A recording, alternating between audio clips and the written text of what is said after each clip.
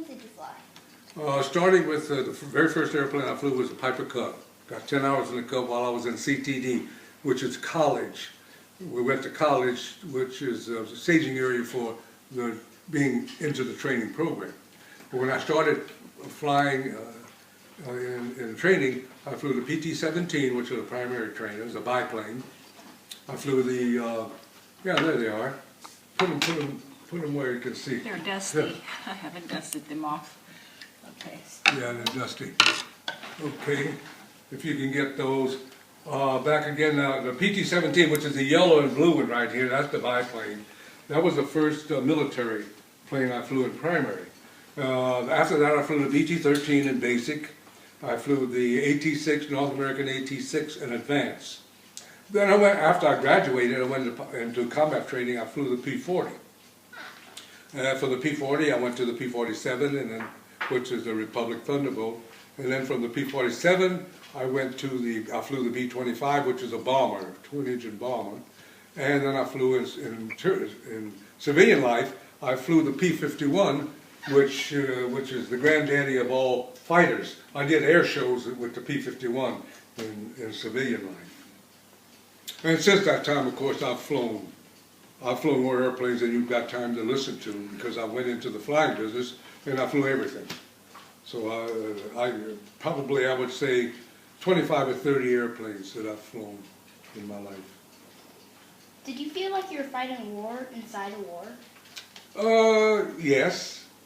Yes. I knew what the hazards were. The uncertainty of being in the pilot training was you didn't just have to be good to stay there, to remain in the program. You had to be lucky as well. Because the quota system was such that only so many of us in each phase would go through the next phase. And a lot of guys who were very good pilots, had they been in the white schools, they would have graduated, were kicked out of our program because the general staff did not want too many of us to have to deal with. So where the other guys would graduate 80% maybe, we graduated probably 30, 35 at the most percent. Who taught the Tuskegee Airmen how to fly and fight?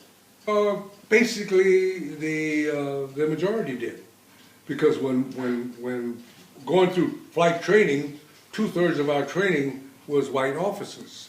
When we finished training and were finally sent overseas, none of our guys had ever been in combat. So there were units over in the Mediterranean theater who went to our group and counseled them on how to fly combat aircraft, how to fly the P-40 in combat, which was another aid that we had. Even though the operation was segregated, the people who segregated us helped us to develop into combat pilots. Of course, once they did that, well, we were on our own. Do you think Americans would have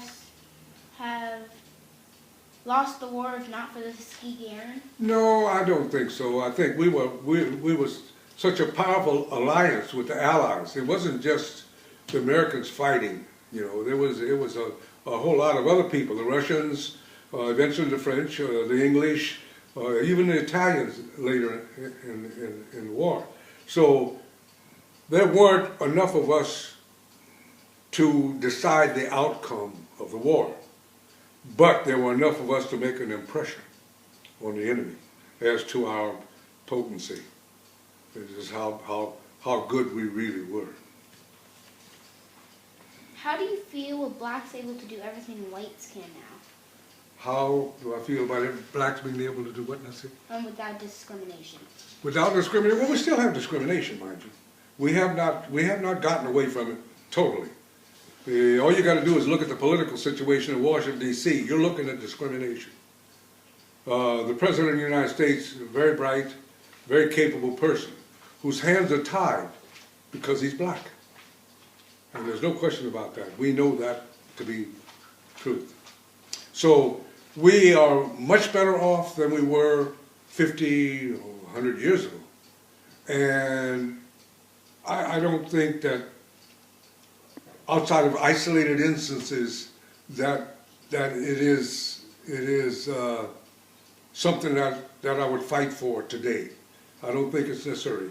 I think the people in this country have come to grips with diversity, and the majority of them accept it. So, although we haven't really gotten, and I don't think we ever will get a totally colorblind society. I don't think we ever will. We're always going to have people who have chips on their shoulders, who have hang-ups, who need somebody as an excuse for their shortcomings. And we would always be handy for that particular designation.